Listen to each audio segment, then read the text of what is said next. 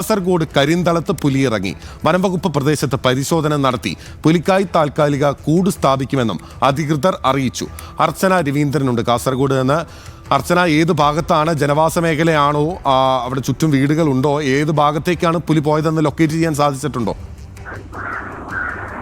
ബിനിൽ, നിലവിൽ ലൊക്കേറ്റ് ചെയ്യാനുള്ള ഒരു സാഹചര്യങ്ങളോ അല്ലെങ്കിൽ അത്തരത്തിലുള്ള ഒരു സംശയങ്ങളോ ഒന്നും നിലവിലൊന്നുമില്ല.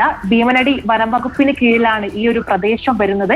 കരിന്തളം ചോയക്കോട് ഗ്രാമത്തിലാണ് ഇന്ന് ഏകദേശം 6 മണിയോട് കൂടി, രാവിലെ 6 മണിയോട് കൂടിയാണ് പുലിയെ യുവാവ് കണ്ടത്. തുടർന്ന് ദൃശ്യങ്ങളെല്ലാം മൊബൈലിൽ പകർത്തി അധികൃതർക്ക്, വനം വകുപ്പ് അധികൃതർക്ക് കൈമാറുകയായിരുന്നു. രാവിലെയോടെ അധികൃതർ സ്ഥലത്തെത്തുകയും പരിശോധന ശക്തമാക്കുകയും ചെയ്തിരുന്നു. എന്തായാലും ആദ്യഘട്ടത്തിൽ വനം വകുപ്പിന് ഈ പ്രദേശവുമായി സംബന്ധിച്ച് സംശയങ്ങൾ ഉണ്ടായിരുന്നു. കാരണം ഇതൊരു പാറ പ്രദേശമാണ്. അതുകൊണ്ട് തന്നെ കാൽപ്പാടുകൾ, അതായത് പുലിയുടേതായി ബന്ധപ്പെട്ട ഒരു കാൽപ്പാടുകളും സ്ഥലത്ത് നിന്നും കണ്ടെത്തിയിട്ടില്ല. നിലവിലെ ഒരു ദൃശ്യങ്ങളുടെ അടിസ്ഥാനത്തിൽ മാത്രമാണ് ഇത്തരത്തിലൊരു പുലിയുടെ സാന്നിധ്യം അവർ തിരിച്ചറിഞ്ഞതും. എന്തായാലും നിലവിൽ പുലിക്കായി അവിടെ ഒരു താൽക്കാലിക കൂട് സ്ഥാപിച്ചിട്ടുണ്ട്. ഒപ്പം തന്നെ ക്യാമറയും, ഈ ഒരു പ്രദേശത്ത് ക്യാമറയും സ്ഥാപിച്ചൊരു സാഹചര്യമാണ്. എന്തായാലും രാത്രികാലങ്ങളിൽ പെട്രോളിംഗും ഈ പ്രദേശത്ത് ഉണ്ടാകുമെന്നും അധികൃതർ വ്യക്തമാക്കിയിട്ടുണ്ട്. വരും ദിവസങ്ങളിൽ പുലിക്ക് വേണ്ടിയുള്ള തെരച്ചിൽ തുടരുമെന്നും അധികൃതർ പറഞ്ഞിട്ടുണ്ട്. എന്തായാലും ജനങ്ങൾ, ആ പ്രദേശത്തെ ജനങ്ങൾ ഒരു ഭീതിയിലുള്ള ഒരു സാഹചര്യവുമാണ് നിലവിലുള്ളത്.